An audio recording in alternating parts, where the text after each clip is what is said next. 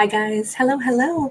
All right, happy year of the snake. It's officially here. It is the 29th today. So happy year of the snake and happy birthday to anybody who shares this birthday. Two people near and dear to me share this birthday. So I'll be celebrating today birthday parties. But in any case, guys, really exciting. So year of the snake is a year of mysticism. It's a year of changing things. It's a year, actually, if you want to know a little bit more just about snake mythos, check out the singles storyline that I posted. Okay, I'll talk more about it there. I decided to celebrate a little bit more on our singles story.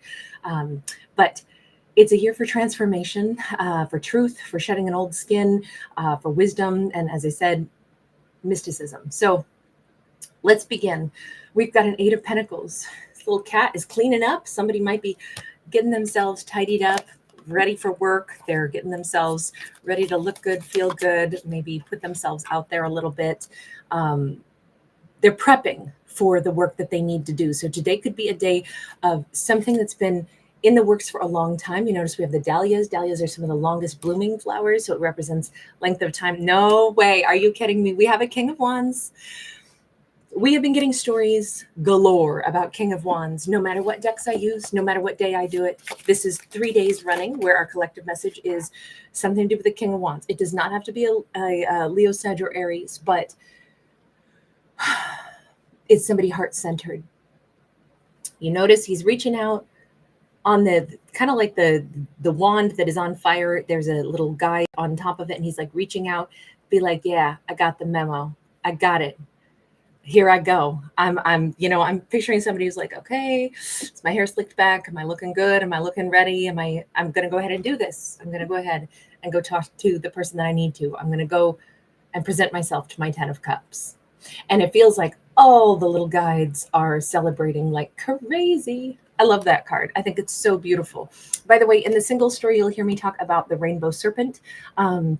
And you notice that we have the rainbow in the sky. It's a creation myth coming from the Australian Aboriginals. So just as a side note, beautiful, beautiful story about that. We've got a 7 of Cups. 7 is a divine number.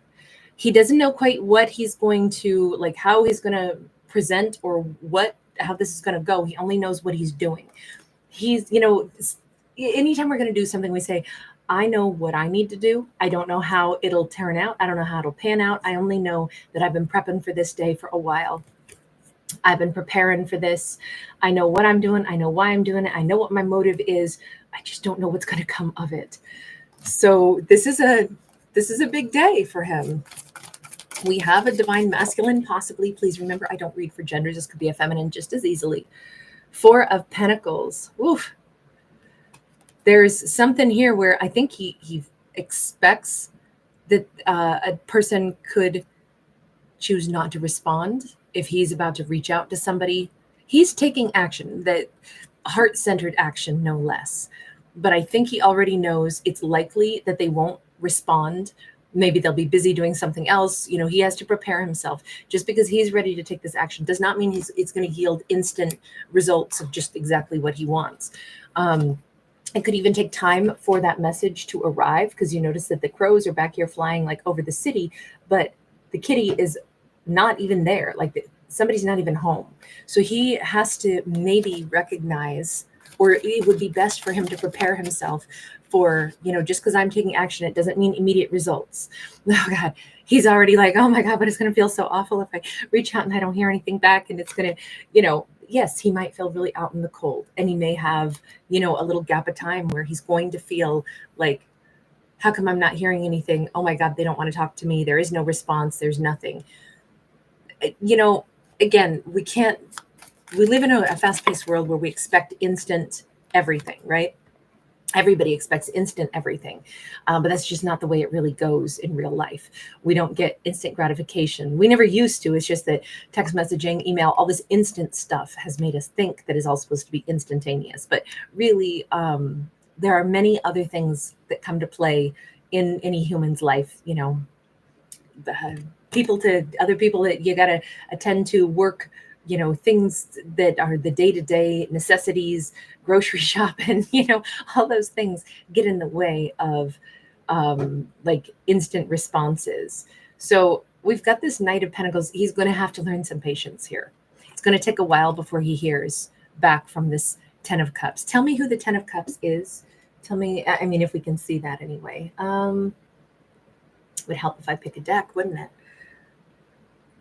I'm eyeballing this, so let's go with it. Who is his Ten of Cups? What is his Ten of Cups? Page of Cups, somebody that he wants to say sorry to. We could have a Divine Feminine, and that is the person he cares the most about, but also the person he perhaps owes an apology to. And we have the High Priestess. This is a very important timeline.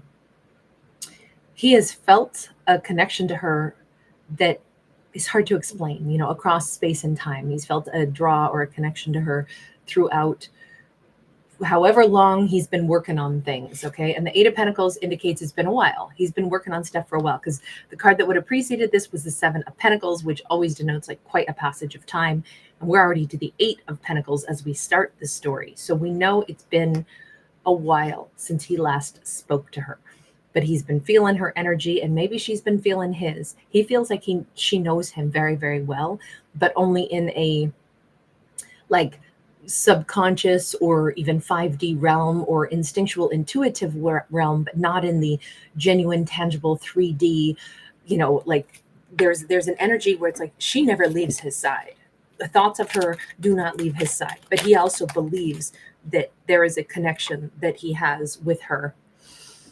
She is the one he's always intended to ride toward whenever this day was going to come, whenever he would have his work complete, whenever he was prepared. It was like destination High Priestess has always been the plan, but it has not happened until, I mean, this reaching out is the first time that I think he's been ready to start this journey forward. Okay, so tell me about, now let's go with this other deck.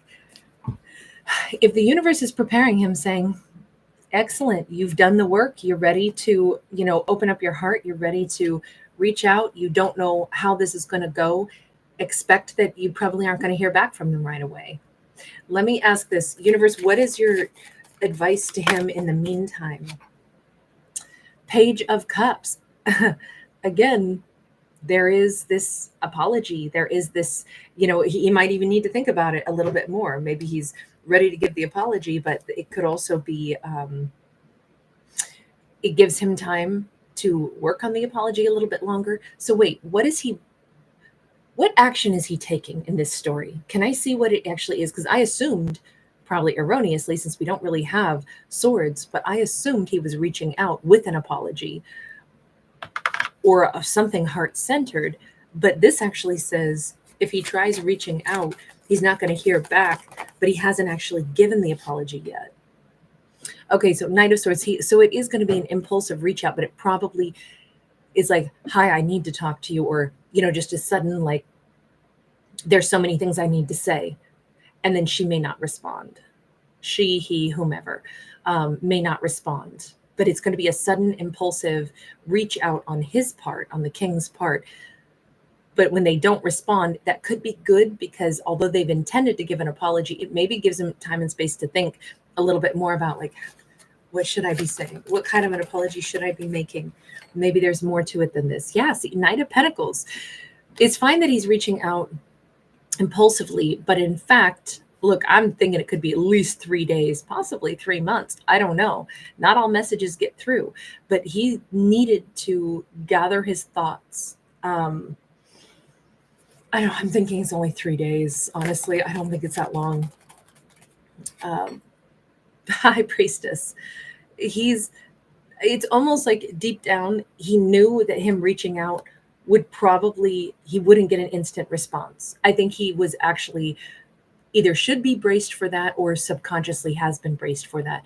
Even he might know enough about her to say, if I do reach out to her and say, there's so much I want to say to you, she's going to have to sit and mull it over for a while. He may kind of subconsciously be aware that that's the way she would handle things anyway. She would want to sit and stew on this for 3 days and ask herself, you know, do I want to give this person a platform? What will come of this? What is my higher self telling me to do? What's my gut instinct telling me to do? Universe, what is her reaction going to be? Seven of Swords and the Death card. She's aware that, well, this is different. All the times that he ran away and didn't want to talk and wanted to dodge the truth, obviously there's a change in him since he's approaching me at all. This represents the transformation, the change. And that Death card is there. So it's very much a transformation. She already can see, just by virtue of him reaching out, that something is different. The World card. She knows this is going to be new, uncharted territory. How auspicious is this?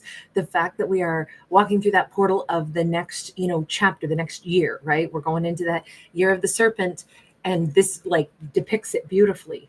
Year of the serpent is change, is transformation, shedding an old skin. Snakes even molt their eyes. They'll do it by like rubbing their eyes and stuff up against like a log or something, or rock or something hard or sharp. But they don't just molt their skin, they molt even their eyes, which is crazy. And that really, to me, adds another layer of like being able to see the world through a different lens. So he's obviously seeing himself differently, seeing his capabilities, capabilities differently.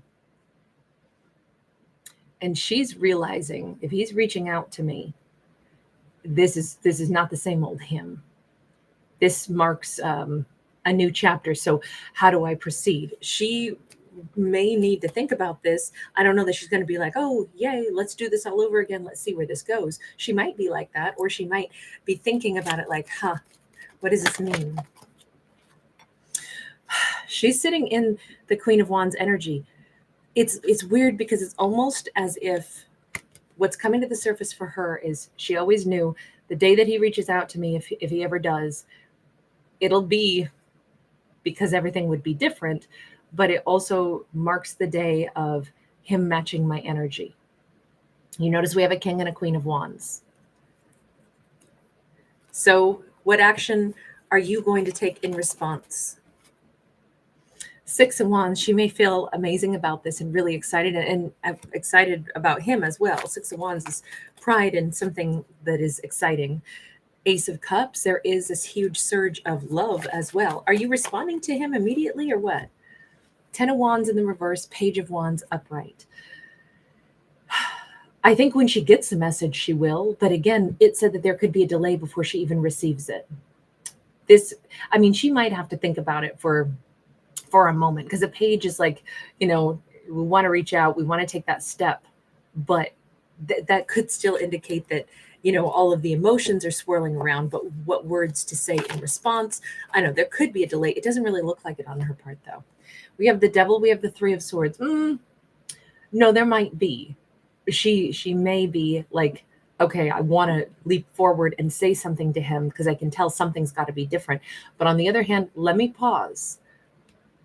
We had something toxic before. Maybe he broke my heart before. I need to remember that, because that still has to be dealt with. And that's on his terms to deal with it, to bring it up to me, to talk to me about what happened in the past. Okay. Giving him the chance to talk instead of her like, yay, obviously this is going to be awesome. Let's get going. I think what she's preparing herself for is, I'm going to give this a chance for this to be healed, but I do know the things that need to be healed. But these are things that still have to be addressed before there's real understanding of if there has been tremendous change. Because right now she is kind of making some assumptions, but she's a high priestess. I don't think it's assumptions. A high priestess tends to know. Final message on this.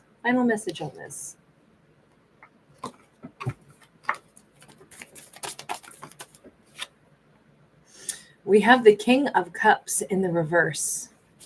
What is that about? That's recognizing something toxic versus the Emperor. In the past, I do not believe this character was able to express any emotions at all. They may have wanted people to give them emotions, wanted her to give emotions, and they wouldn't share anything. They have mastered that. That's going to be the singular most impressive thing here is the difference between who they were before versus who they are now.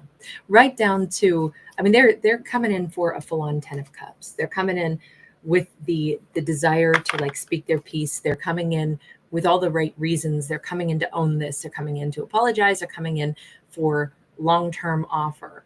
Whereas once upon a time, they maybe couldn't even say how they felt. So very significant change. That's the transformation. We have a divine masculine who has become a full-blown emperor at this point. All right, I'm going to leave this one here. Thank you guys so much. I appreciate you guys. Thanks for giving it a thumbs up and subscribing.